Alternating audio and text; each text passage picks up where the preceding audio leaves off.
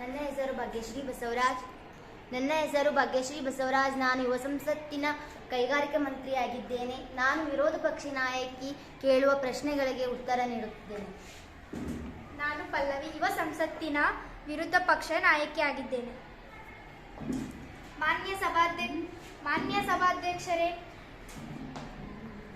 ಸಭಾಧ್ಯಕ್ಷರೇ,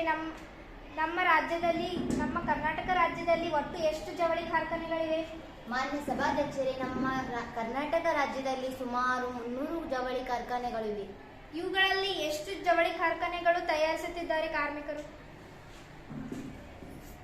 ಮಾನ್ಯ ಸಭಾಧ್ಯಕ್ಷರೇ, ನಮ್ಮ ಕರ್ನಾಟಕ ರಾಜ್ಯದಲ್ಲಿ ಸುಮಾರು 275 ಕಾರ್ಖಾನೆಗಳು ಚಾಲ್ತಿಯಲ್ಲಿವೆ.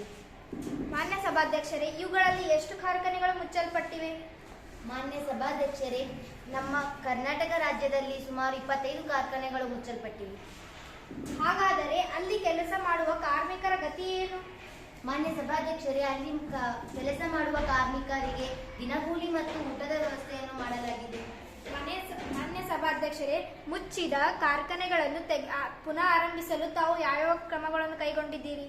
ಮಾನ್ಯ ಸಭಾಧ್ಯಕ್ಷರೇ, ಮುಚ್ಚಿದ ಕಾರ್ಖಾನೆಗಳನ್ನು ಪುನರಾರಂಭಿಸಲು ನಾವು ನೀರಿನ ಸೌಕರ್ಯ ಮತ್ತು ಸಾರಿಗೆ ಸಂಪರ್ಕ ಮತ್ತು ಇನ್ನಿತರ ಹಲವಾರು ಚಟುವಟಿಕೆಗಳನ್ನು ಮಾಡಿ ಮಾಡಲು ಪ್ರಯತ್ನ ಮಾಡುತ್ತಿದ್ದೇವೆ.